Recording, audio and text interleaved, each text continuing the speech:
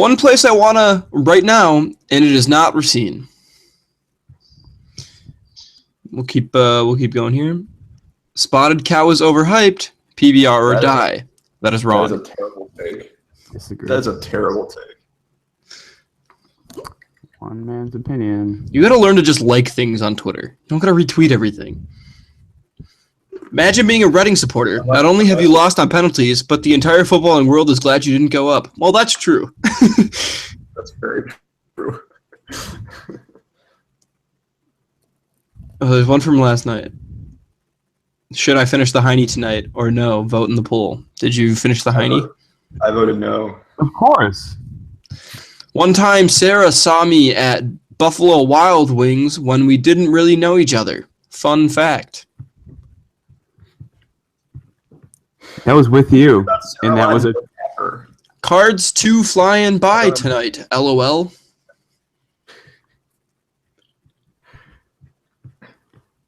Jack. You don't understand how I use my Twitter. Poorly. No, I use my Twitter to communicate to 3 people in the entire world. Me, Andrew, and Sarah? No. Me, Andrew. No. Me. Michael, Sarah, and Future Reed. Those are the 3 people. My brother, Michael? Because I know those 3 people will continually look at my Twitter approximately once every day. You have 50,000 tweets. I love your I've been Twitter. on Twitter since like 2012. Twitter happens, and there's like a Twitter meme I missed in like a 2-hour span. I just go to your feed and it's there. You got it. Yeah, that's my role.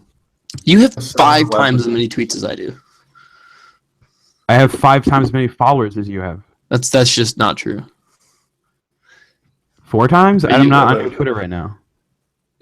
Like less than 2. You have like 300 more than I do. You're not wrong. Try to swing your dick, boy. It doesn't fucking matter. I wasn't looking.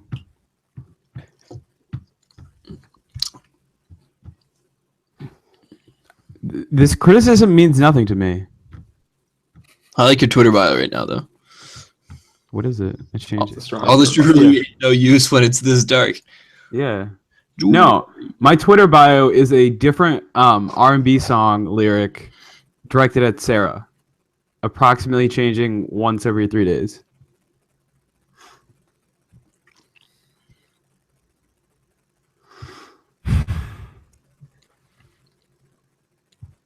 Like, you can tell a lot about where I'm at in a romantic capacity by how I use my Twitter. Because there's a couple of phases. We'll start, as most things do, at the death. You know, there's depressed breakup read, which is annoying. There's no one currently on the cards read, also annoying. Different kind of annoying. There's targeted, very specific action read, trying to hit on certain women read. And then there's this read. There's what we call wifed read, who most retweets and tweets are directed at those 3 previously mentioned people.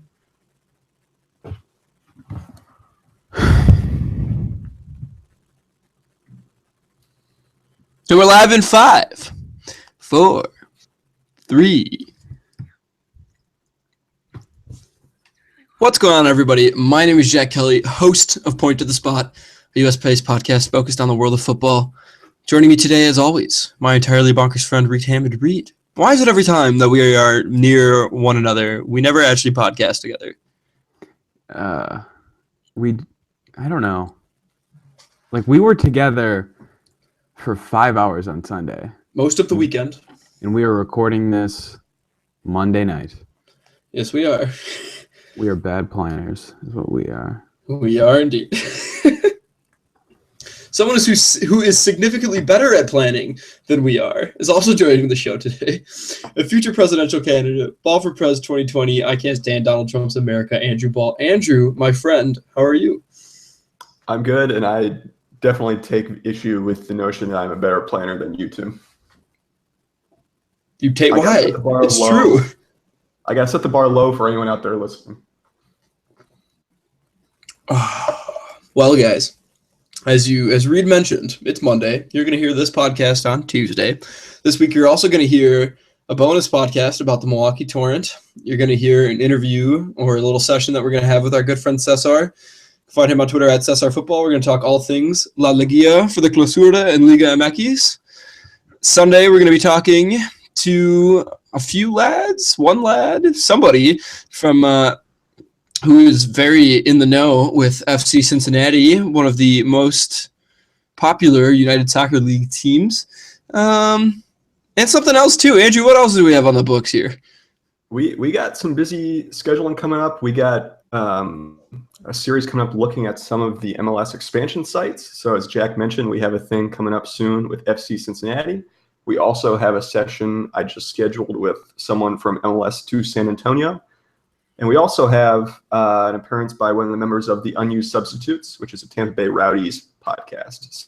So if you're from any of those cities, we will be virtually coming to your town very soon. And we hope to hit up some of the other MLS expansion sites in the future. So if you are associated with any of those teams or cities, do follow us and hit us up on a DM at Point to the Spot with the numeral 2. Yeah, if you know anything about these teams, you let us know, and you could probably be on the show. we have low bars.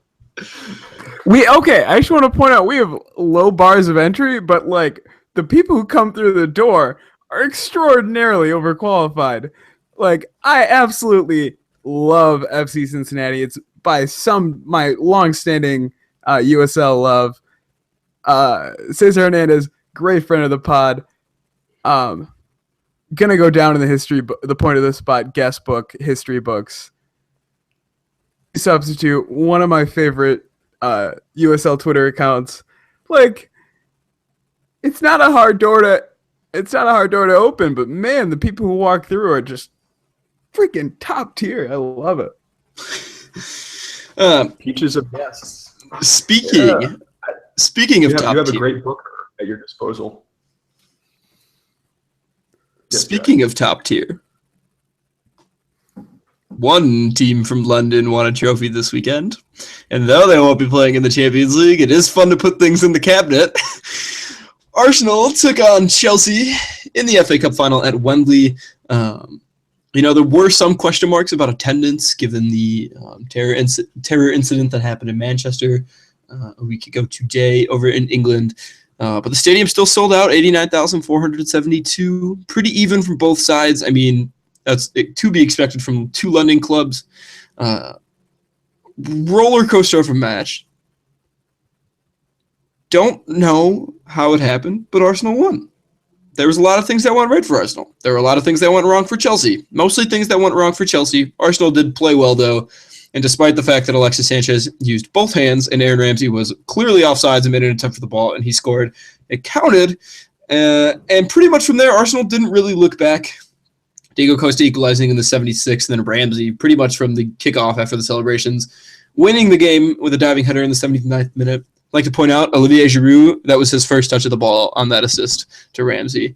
Up and down game. I know Reed... very, very questionable feelings about the first goal.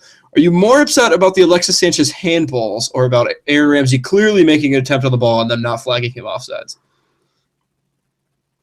Oh, man. I'm torn. I want to say the Aaron Ramsey one because the offsides was given and it was clearly offsides and that Aaron Ramsey made a play in the ball. It moved Courtois and then Sanchez put a foot through it when Courtois was confused because a flag went up. Because, everyone loves a good hand of God story, but no one loves offsides flag being overruled after the goal goes in. I think that's just in many ways poor officiating from a crew that otherwise had a really good game.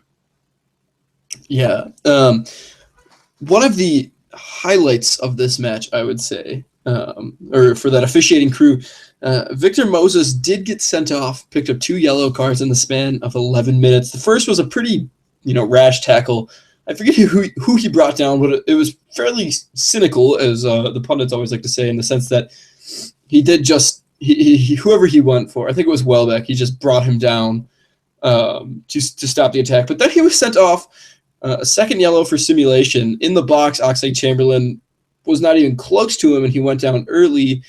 Got the second yellow. Andrew, how do you feel about the second yellow red card for simulation like this? I know it's a foul.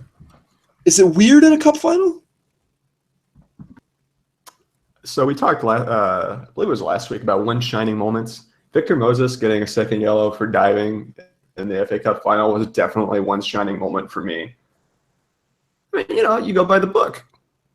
You can't dive, it's a yellow card. So be it if that's your second yellow. I mean, talk about what's really going to cut down on diving. It's if you bring the hammer down in situations like that. Well, no, not even. It's absolutely a yellow. Yeah, I don't care if that's your second yellow. I don't care if it's a cup final. You send them off. Yeah, and I think even past that, I think that's from one spot of awful refereeing to one spot of excellent refereeing. You see so often, a guy goes down in the box and no foul is given. If he goes down and there's apparent possible contact made, it's either a penalty or simulation and a yellow card. There is no gray area. You know what I mean? Exactly. Well, of course there's gray area. Make no bones about it. And I think because he knows that he can get shit from Chelsea fans after the game. He has no one regardless. Yeah, no, he did it very well in that moment. But I think far too often we see dives not given as yellow cards and 50-50 penalty decisions just having no comment on, which I think is the sign of very weak refereeing. Some people say he's just letting him play. And we'll get on to the Liga final where it's kind of an instance of that. But I thought this was a referee who made a strong decision and stood by it, which is good to see. To me, I think that he definitely deserved the card, and I agree with Andrew. It's by the book, send him off for it. Bigger thing that jumps out to me from this match is that Arsenal came to play and really dominated the match, and I just always find myself questioning where is this during the Premier League season? Why does it have to be at Wembley when they play City or they play Chelsea, or in years past they play United? The match, Chelsea already had the title wrapped up, and sure, it's great to win the double, but at the end of the day, Arsenal set foot in that pitch knowing they had a lot more to prove than Chelsea did. Oh, the Chelsea players didn't even look like they were interested in the first 45. Sure, and I think that the Arsenal players knew that there would be a fair amount of rationalization with regards to their man Arsene Wenger if they won. Sure enough, there has been a lot of, but also in some cases misguided takes on Arsene Wenger. I mean, I think it just comes down to take and played with a lot more desperation, and a lot of the times the football team that does that wins, regardless of talent disparities or how the rest of the season has gone. Yeah. Performances I want to highlight in this one. Mertesacker kind of seamlessly went back into the side, given that he hadn't started a match this season. Did well. Club captain, kind of fun to send him, I don't want to say out because I don't know if he's going to leave the club, but kind of, it was one last hurrah for him in a lot of ways. Other things, Oxlade-Chamberlain asked to play at that left wing back position, which is opposite of where he had normally been, given that Arsenal lost, 4 defenders in 5 days between when they played last and this week. And he looked really, really good at that left wing back position. And I don't know, they keep talking about how his future at the club is center midfield going forward, but if he keeps playing like that, why would you move him? Well, for me, he's the best right-sided defender at that club. I think if we juxtaposed even him at left wing back, playing well out of position, to Bellerin playing on that right wing back spot, which we would shout to be Bellerin's ideal position, and a bombing right-sided wing back that with less defensive responsibility, you would think that's Bellerin's ideal position, and he did subpar from there. I thought he played well. Me and Jack watched this game together. And Jack was impressed with his movements, but I think if you're going to be taking chances like that and not passing them off, if you squander them, it's on you. And I think much like I thought Aaron Ramsey, despite scoring, had a really poor game. I thought. Oh, I agree with that. Hector Bellerin had a very poor game, and if Arsene Wenger walks this summer and Arsenal Football Club see my CV, my Football Manager CV, and they bring me on board, I'm playing the Ox at right wing back years, a distance ahead of playing Bellerin. It's okay. I thought it's okay though, Arsenal Football Club fans, because Ox won't even be able to play because hell will have already frozen over and he won't be able to get any traction on the ground. Yeah. It's just going to be really interesting to see where Eddie Howe places him next season. After this performance, I definitely think Wenger will be staying at the club, but I think there will be some conditions to it. Letting him go would be, I think, in a lot of ways this season, right now in this state, a mistake, because this club is not ready for life after Wenger. He does everything. He scouts. He's the man manager. He does training. He does nutrition. He picks he picks what they wear when they travel. He does everything for the team. So I think that he will stay for 1 or 2 more seasons, but it's going to be a situation where I think it is going to be. I think it is going to be a situation where if he is to get the contract and they sit down at the board meeting this week. Today was also a banking holiday in London, so a lot of people are off. When they sit down this week for that board meeting, I think it's going to be a situation where they're going to bring in a director of football for the club. But I think Wenger will still be on the touchline the next 2 seasons because they need this time to prepare for life after him. I don't care. Andrew, remind me of the Dortmund's manager's name. Thomas Tuchel. Yeah, I don't. Like, if Tuchel's available, you could make claims to want to move for him. At the same time, I don't know if getting him is going to be better than having Wenger on the touchline.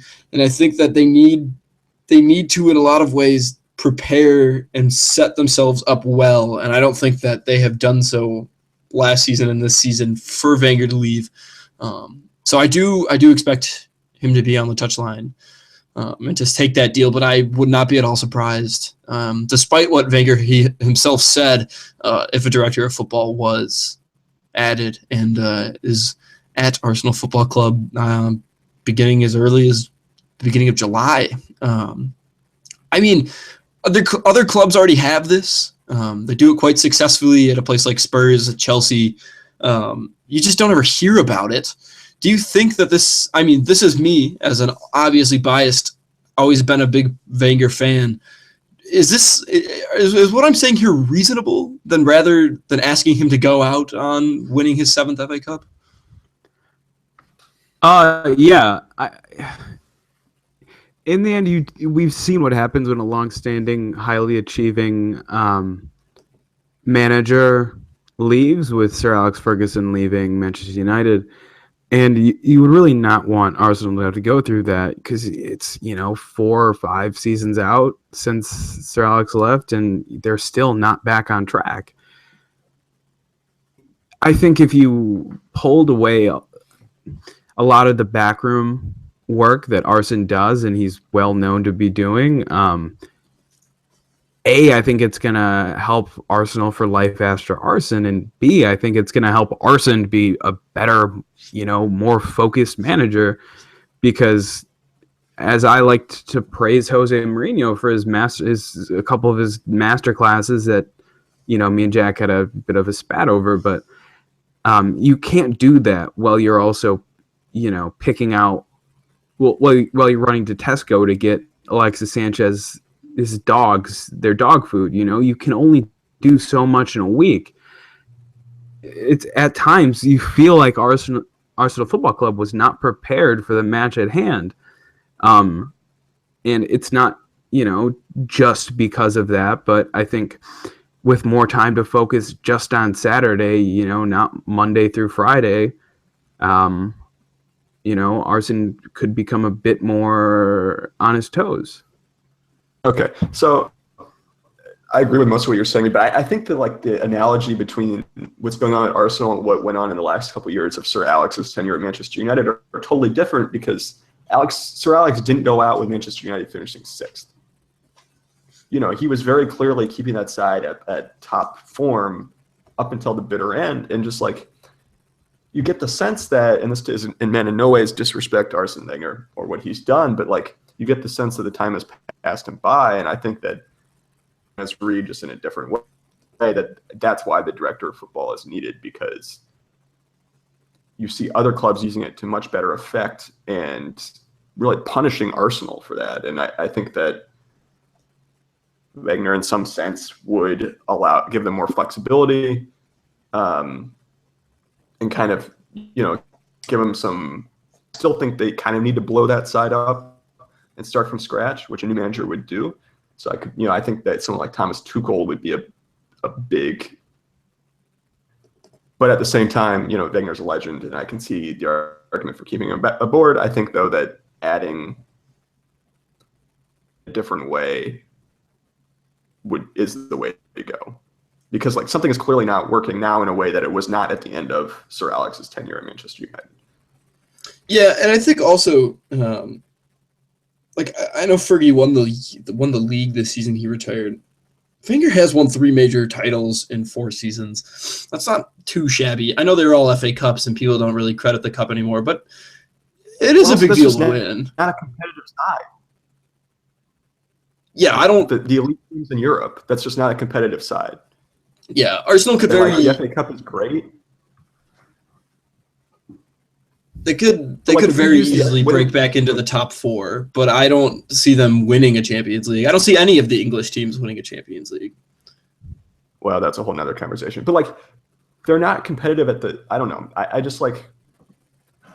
think significant changes need to be made to that side for them to be competitive in the way that City or Chelsea or even Spurs are.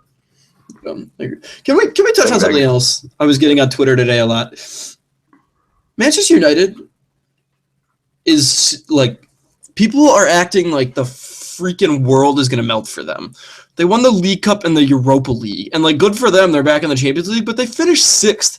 If freaking Benitez fucking won the Europa League and finished 3rd for Chelsea and got sacked. Like, let's not all get, like, people on Twitter need to slow their roll. Manchester United is a long way from being a good side again. I made that argument in the midweek pod and got shouted down by one Reed Hammond. Like, you can either be a big club or you can like talk about how you're back after winning the Europa League, but you can't have both. I'm 100% with Andrew, because that kills me that they are a big club for winning these fucking second team tournaments. I think we all can agree that. Okay, hold on. Yes, I have 2 things to agree with, 1 thing to disagree. Andrew, that is a valid, good point. One of the best that's come out of the pod in a couple weeks. I made it in the midweek. You disagreed with me. Yeah, I know, but you know, time heals all wounds. B, Twitter is generally the worst place in the entire world. And then my point of disagreement, Jack, you said Arsene Wenger won 3 major titles in the last 4 years. To say that the FA Cup is more difficult to win or a bigger trophy than the Europa League, to me, is a hard shout. I agree with that. But it's a major trophy nonetheless. Okay, then don't call your last phrase was literally the Europa League a second team trophy. When you have to play a million games on Thursday nights, and if you win the FA Cup, you get the honor of playing in said Europa League. Also, let's not forget that Arsenal beat 2 non-league sides. Okay, yeah. They had a good draw this year, but the previous times they've won the title, the first year they played all 6 games, or well, I guess the 4 games leading up to Wembley against Premier League teams on the road and made it, including a trip to Old Trafford in the quarterfinal. And the year after, they drew, who do they play? Okay, but that's not the point, though. Yeah. But I'm saying is that I think playing Premier League teams on the road is much more difficult than playing a team like Ghent in the Europa League, because you have that safety basket of getting to play at your own stadium again. Okay, but that's debate, not what though, happened this year. whether or not it's Yeah. easier to play. Hold on. The debate's whether or not it's easier to play like one Premier League team or 5 decent European teams. And I'd say the latter is more difficult. Yeah. And like we don't have to come out with a definitive statement as to whether or not the FA Cup is usurped by the Europa League, which in my opinion it does. But it's a very similar situation to Andrew's very recent, very good point where United can't be back and a big club at the same time. It's kind of like Arsene Wenger can't hang his hat on winning 3 major trophies when they're the FA Cup, while the Europa League is not a legitimate major trophy. I mean, they're back in the Champions League. But all I'm saying is that United played Rostov, Anderlecht, Celta Vigo, and Ajax to win their title this season in the knockout stages. Are you saying, Jack, definitively Arsenal would have beaten all those teams? Yeah. Oh, absolutely. They would have. Rostov away, mate. It's a tough road game. Yeah, you got to fly all the way to freaking Russia. Yeah.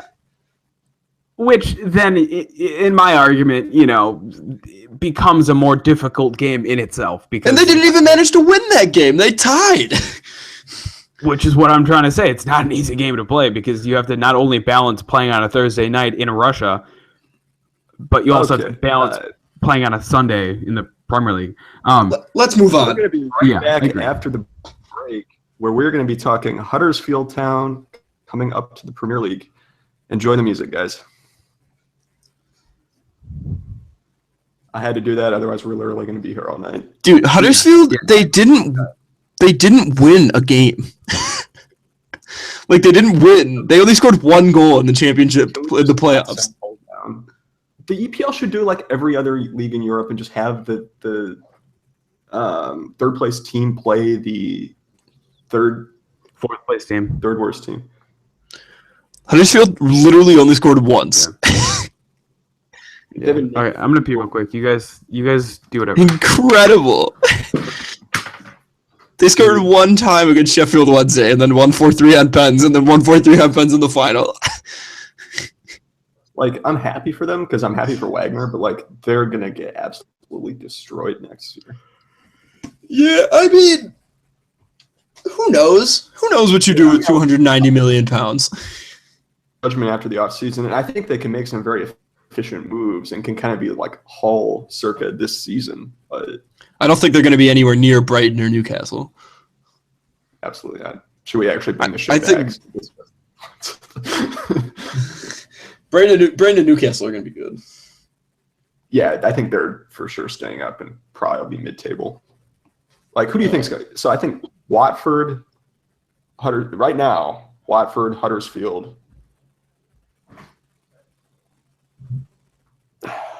Swans probably 3 going down. Oh, who do I think will go down? I don't know if Watford's going to be that bad. They were decent this year.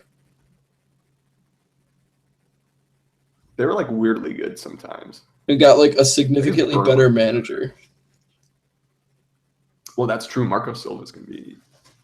What do you got cooking for work this week? Less busy because they're in recess in Congress. But there's always the matter whatever Trump does. One of the other guys in my office is going to teach me how to do like property and record searches, which I'm super excited for. So nice. Just like Jared could, because he's working on for a story on like all of Jared Kushner's holdings. Oh, that's cool. So he's just going to like kind of show me in the process of doing that. So I'm super excited for that. But yeah, it should be a short week too. Dude, Memorial Day 4 sale days. for the New Yorker. It's 12 weeks for $6.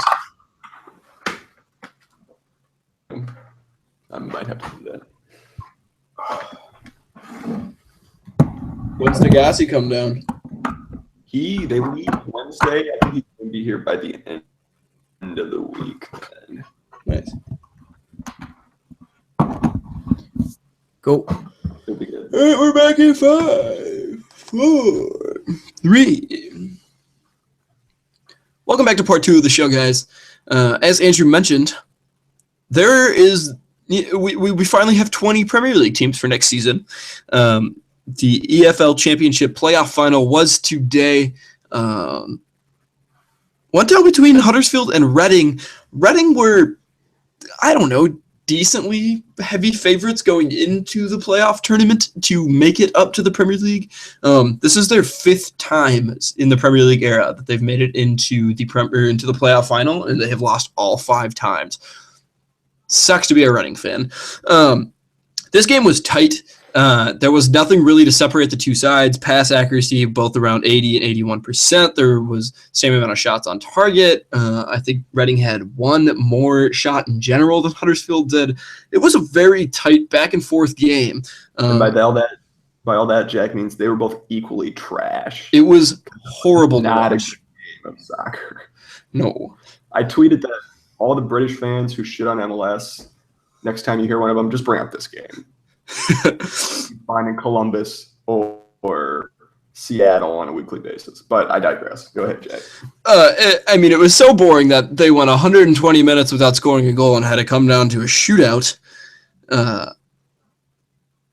It wasn't even a particularly interesting shootout. Reading scored, Huddersfield scored, Reading scored, then Huddersfield missed. Reading scored up 3-1. Huddersfield makes it 2-3. Miss from Reading, make from Huddersfield, miss from Reading, make from Reading. Okay, it was a pretty interesting shootout. Pretty dramatic. But, literally, I feel bad for whoever went to Wembley. What a fucking waste of time for the 2 hours that you spent watching them kick the ball around on the pitch. Yeah, so Enrique can jump in a second too, because we know he's the expert in all things football. But I'm very happy for Huddersfield. I'm excited to have their manager Wagner up in the Premier League next year, and I think they have some intriguing players. At the same time, I think this match was a really strong argument for why the EPL needs to join with France and Germany in having the third place team a 2-legged match against the third worst team in the EPL. I feel like a Hull Reading 2-legged tie would have been a much more entertaining affair than what we saw today. But at the same time, you do get some great drama with Huddersfield going up. Very happy for them. Their town, I saw this tweet, Reed retweeted it, so I'm sure he is the source on hand. Huddersfield is the same size as Fort Collins, Colorado University and professional sports town. So fair play to Huddersfield. Happy to have them in the EPL next year. They're not going to be very good for the offseason, but happy to have them. Yeah, quite the journey for Huddersfield. 2004, they win the League 2 playoff. 2012, they win the League 1 playoff. Last year, 2016, they finished 19th in the championship, and then in 2017, win the playoff final. Reed, we obviously, as a collective on this podcast, have high expectations for Brighton and Newcastle in the Premier League. What do you think of Huddersfield? Do you think they have any chance at surviving, or do we need to wait to see how they spend their $200 million paycheck? Ugh, God bless them. They are going to be in for a rough one. They're a very, buzzword around Point of the Spot, resilient organization, so it's going to be interesting to see. I think they're going to go down, but they're not going to go down without a fight. They're going to be the bookmakers' favorites to go down without a doubt. Let's hope they can learn from the last 2 seasons of, bottom feeder buy strategies, if we want to term it that. We've seen what Middlesbrough have done. We've seen what Hull have done. We've seen what Sunderland have done, and maybe they can pick and choose and figure out what they want to do with their money. But man, in the end, I think we can all rest our sleep easy tonight, knowing that Reading will not be in the Premier League next season. Because God, Reading just an awful, awful club. It's almost to the point where you think those 5 playoff finals have broken the Reading fans, because they are just the absolute worst. I follow a lot of just UK based people, and I kept seeing people tweeting about how like Reading fans would tell Huddersfield fans to sit down and stop chanting and stop being so loud. And like they're literally just they are the epitome of modern football. Everything that, you know, those ASL nuts hate. It's just they are not a terrible team, but just a fucking god awful organization.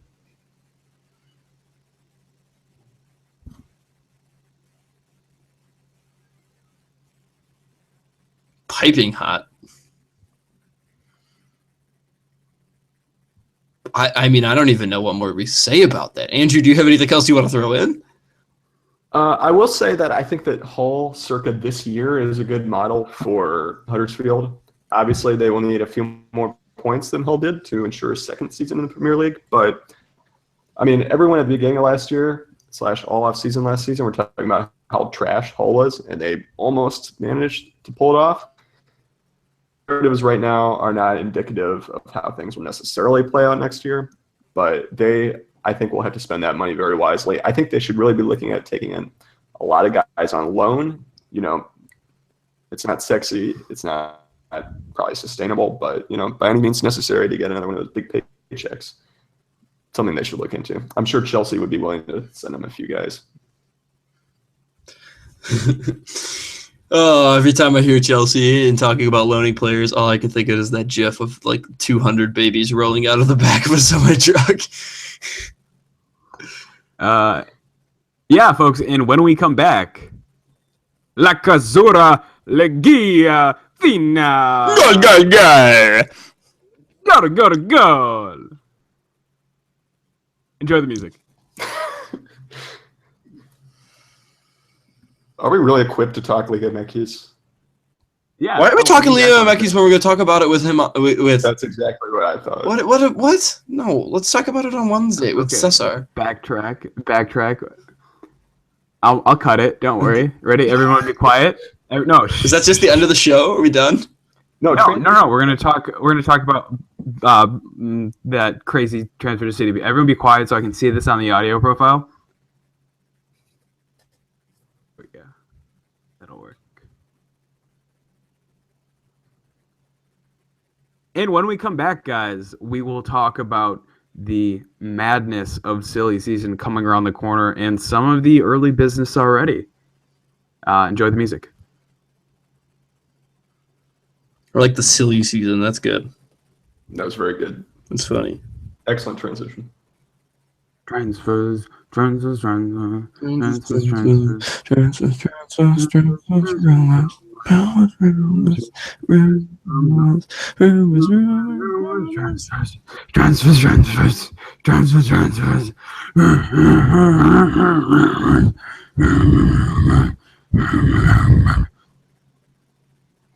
What is Mark happening? Sagan.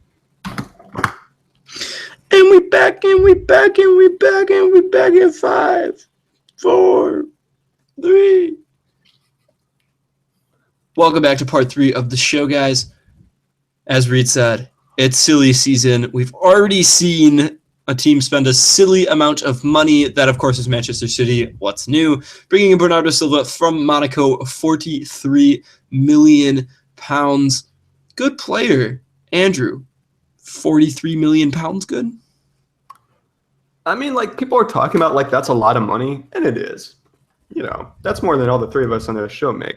But, you know, like, in the Premier League, so Spurs spent $30 million on Moussa Sissoko. Like, would they pay 13 more to get Bernardo Silva? Of course. I don't think that that's that outrageous of a fee at all. And, like, when you're looking at the modern economics of the Premier League, it's not nothing, but it's certainly, you know, you're not going to get guys for, you know, what you used to. I think 43 is a reasonable fee. That attack with De Bruyne, Aguero, Gabriel Jesus, and now Bernardo Silva is going to be ridiculous. Whether or not they're actually going to be able to stop the other team from scoring goals remains to be seen. But as a team, they've got to be the bookies' favorite to score the most goals in the Premier League next year. Is that attack? Well, no, this is just madness because that Bernardo Silva, the transfer fee alone was £43 million. The total cost was £60 million. insanity. And the same guy who broke that news, like the very, very first guy, his name is something French, Mohammed something with a B. But a very respected French football journalist also said City are going to sign Benjamin Mendy from Monaco for another £45 million. Or That's euros, I think it is. But, like, it's going to happen. Like, I trust the reporting. So, like, this is going to be nuts. Like, this is crazy. It's certainly They're literally just buying Monaco. Yeah, really. What do we make of the fact that City, lots of outlets reporting, I have the Telegraph up here, City also supposed to be in for Ederson, who's Benfica's stud goalkeeper, 22 clean sheets this season on the way to another Portuguese title and a Portuguese Cup championship, and a pretty decent run in the Champions League, if I remember correctly. What do we make of 43 or 45 million for a goalkeeper, given the fact that they shelled out and splashed the cash to buy pitiful Claudio Bravo last summer? Yeah, I mean, that's I think but I think it was just because Ter Stegen, he just signed a new 5-year contract, and his release clause is 180 million euros. So I think that just kind of, €5 outside of Pep's goalkeeper budget. So he just went, next man up and grabbed Ederson. 6'2", he's relatively young. Whereas, in that 6'2", 6'5" range, staying agile. So we're not running like, a Pintillimon in goal who just like can't control his limbs. It's going to be interesting to see if a young kid like that can, respond to the demands of the Premier League. We'll see. Jordan Pickford is an excellent example of one doing a fairly good job. But at what point do you just think you need to snap up the, Burnley's keeper and put a Band-Aid over that for a season and a half? Because keepers are under so much pressure already to put a £45 million price tag on the kid, highest record ever paid for a goalkeeper. That would be a tough burden to hold at a young age in a new country. So by all reports, he's a very good player, very good kid, has a winning mentality. So he could fit in City, but he could also be another bust. And, bringing in a lot of players, especially young ones, and expecting them to perform all right away is going to be a huge challenge for Pep. And I think what's going to either show him to be greatest manager as he seems to think he is, or prove me wrong. I mean, at just 23 years old, he is good. Claudio Bravo was just bad. If the ball wasn't hit straight at him, he wasn't going to save it. Though he did have a 72% pass accuracy out of the back, which is something that had to be attractive to Guardiola. Andrew, something I'll throw to you before we throw to Reed for obvious reasons, because I want to hear a sensible opinion about this. Kelechi Iheanacho from Manchester City reportedly going to West Ham. There's rumors about it between 20 million and 24 million pounds as a transfer fee. They're going crazy in London, on that part of London, about this. And one fan even said, quote, "If West Ham sign Iheanacho next season, we're winning a trophy," unquote. Does he make that big of a difference in a team like West Ham? Well, he'd certainly be a big spot of need for them. And it's a terrific bit of business. I mean, 20 million for a guy like Iheanacho.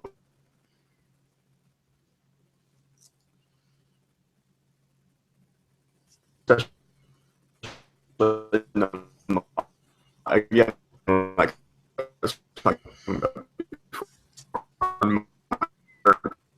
Andrew, you're not coming in well.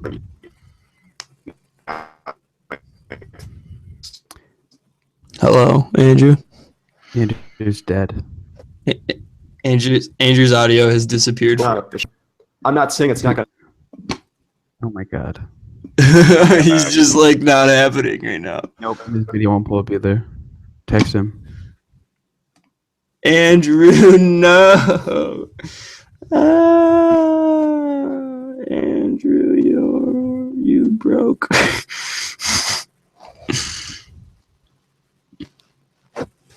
I can't even bring him up to look at him. There he is. Oh, he's back. Hello? I could Whatever hear you both just said, of we you the didn't. whole time. Whatever you just said, we couldn't hear you. Okay, where did I start to go? The beginning all the way through. Okay, I'll just redo it. It would certainly fill an area of need for them. And, you look at the reported transfer fee, 25 million for a player of Iheanacho's caliber, again, in modern Premier League economics. I think it's a fair bargain for a club like West Ham. I'm not saying it's not going to happen because I have nothing to the contrary. I will believe it when he's holding up the shirt. There are rumors a couple months back linking him pretty strongly to Dortmund. I mean, he's just been a very popular figure for the tabloids, so I don't know how much is actually behind this rumor. But I think saying they're going to win a trophy is a bit far, just given the unpredictability of the League Cup and the FA Cup, which is probably what they're going to have to win, because I don't think even Reed would say they're going to win the title. And I think that side, in many facets, it's still a long ways off being competitive with the elite sides in the league. He would bring them a long ways towards getting what they need, I think. Mr. Hammond, will the Nigerian bring a trophy to London Stadium for the first time? I mean, the Czechos Aid, trophy is a trophy. That it's a League 2 / Premier League. U23s compete in it, so that's technically a trophy. Our U23s are pretty good, so I don't know if he would be personally bringing that trophy in, but that's something that we could win next season. I don't know, maybe an EFL Cup, who knows? Yeah, no, I think of course it's hyperbole. A lot of this reporting is very conflicted. I have some very, very, very, very credible sources saying that there is a bid, but there has been very little action on that bid so far. Granted, we're only in May, so there's a lot of time for things to develop. There was it's own goal Nigeria.net or whatever said they were talking with his agent saying it was getting done, which is a lie. They're just lying. And he came back from that weird Nigerian duty in France, and he was at the Manchester City store, and a fan took a picture with him, and per her reporting, asked if he was going to go to West Ham, and he said, "No, I'm not going to go." But she said that she had the impression that he's just saying that if he's going or if he's not, that's definitely not a definitive statement on his future. So yeah, there's definitely been a bid made by West Ham. I can tell you that with 100% certainty. Around the 20-25 million pound mark. I think it's something City will accept with a fairly decent buyback clause put into that contract, kind of in a Morata kind of situation. So I think if we can get 3 seasons out of a, in my opinion, prolific, very, very reliable, consistent striker who's spent a very long time in England. He's only 2 years away from getting his English citizenship, which would be massive for his, work permit situation, his EU membership situation. So that's why I think the Dortmund rumors are a little bit harder to believe, because he does want to get EU citizenship, and particularly British citizenship, given all that's happening right now. So he is very likely to move within England, and there's a couple parties interested. I can confirm to you that West Ham have offered to be what he wants to do. If he wants to ride the bench and get overtaken by Gabriel Jesus and miss out on those substitute minutes to Aguero, that's his choice. But Clichy, we'd love you in East London. We'll give you that stadium, that jersey that we hung up at the Olympic Stadium. We could just scratch off the Payet and put Iheanacho, and job done. Job done, indeed. Well, guys, I think that's going to do it for us. Obviously, there's tons of things flying around. It's still May. Hopefully it's May when you hear this podcast. But for now, I think we're going to call it an episode. Thank you all very much for listening. Of course, you can find us all on the social as Reed would like to refer to it. Reed, where can they find you on Twitter? At that one kid Reed. And Andrew? At Andrew Ball, BAHL. Of course, guys, you can find me at actual Jack Kelly. I am actually Jack Kelly after all. Make sure you follow the show at Point to the Spot with the number 2. If you are a fan of one of the aforementioned potential expansion sides, in MLS, tweet us, let us know. We'd love to hear your thoughts about, again, that's San Antonio, FC Cincinnati, and Tampa Bay. We'd love to hear anything you have to say about those. Also, guys, if you're listening on iTunes, leave us a review, 5 stars. We love you. You're beautiful. Reed will take you on a date if it happens. Yeah, 2 things. Yes, I will, without a doubt. B, we got a lot of very big things in the works, so just, keep an eye open. This pod should be up on Tuesday, the 30th. Cesar should be here on Wednesday. Cesar will be in studio on Wednesday via Tijuana, San Diego. The Torrent pod should be up on Wednesday. Cesar's pod should be up on Thursday. And then we will have FC Cincinnati coming in on the Sunday pod. So just, don't go to, as David Gold always says, don't go to bed. Well, guys, thank you very much for listening. We hope everybody had a great weekend. Thank you. And remembrance to all those who gave their lives for the United States. And until next time, take care.